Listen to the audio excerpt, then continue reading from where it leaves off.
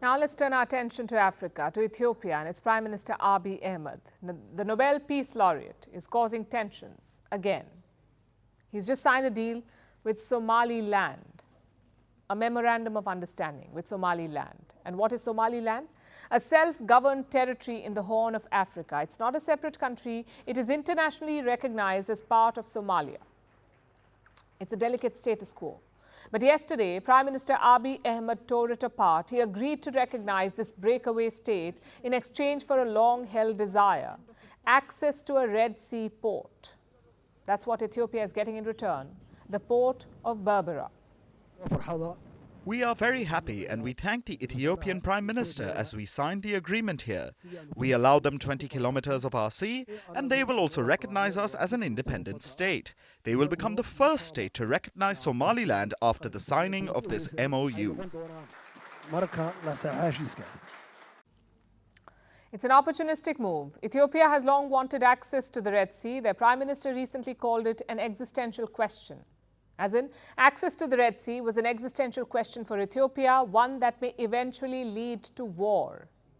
That's what he said. He was criticized for this, for inflaming regional tensions. And yesterday he made a passing reference to this inflammatory rhetoric. This will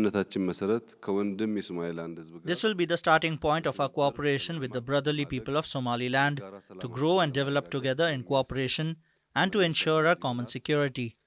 As we have repeatedly stated previously, we do not wish to use force on anyone. Rather, we will use what we have cooperatively. This is the good news we bring to all of the people of Ethiopia, Somaliland, and all the peace and development-loving people on this first day of the new year.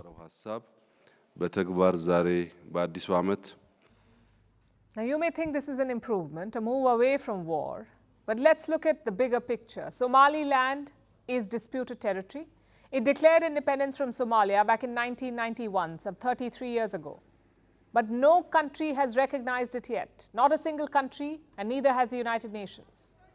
This is because both Somalia and Somaliland are home to the same people. They also share similar religious compositions. And they are adjacent territories.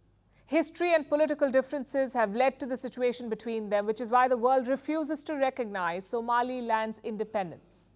It is part of Somalia for the whole world. But now Abiy Ahmed has broken with this tradition. He has put his own desire above common sense. And this could throw the Horn of Africa into chaos. I'll give you a similar example for context. Pakistan has occupied a part of India, the Indian region of Kashmir. Islamabad's troops have been squatting in this region for years. It has been a decades-old fight between India and Pakistan. But then China decided to poke its nose into this affair. It started building infrastructure in Pakistan-occupied Kashmir as part of its Belt and Road Initiative. So, of course, India will have grievances with the Chinese. In the same way, Somalia is obviously angry.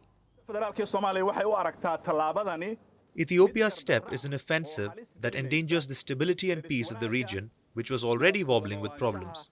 It's a violation and an open invasion of Somalia's sovereignty, freedom, and the unity of the Federal Republic of Somalia. The so-called Memorandum of Understanding and Agreement of Cooperation is null and void. Somalia has recalled its ambassador to Ethiopia. It has vowed to defend its territory by, quote-unquote, any legal means. So Abiy Ahmed's port deal is problematic. It may lead to a conflict between the two African nations, and Somaliland could get involved too, leading to further chaos in the Horn of Africa. And this is Prime Minister Abiy Ahmed's latest contribution. He's been the Prime Minister of Ethiopia since 2018, and in this period he has overseen 3 major civil conflicts. He has also caused Ethiopia's relationships with its neighbors to sour, and despite this, he remains a Nobel Peace Laureate. His latest move may lead to a new war in one of the most vulnerable regions in the world. I've said this before and I'll say it again. Abiy Ahmed's Nobel Peace Prize is a farce. It should be rescinded and his actions must be condemned.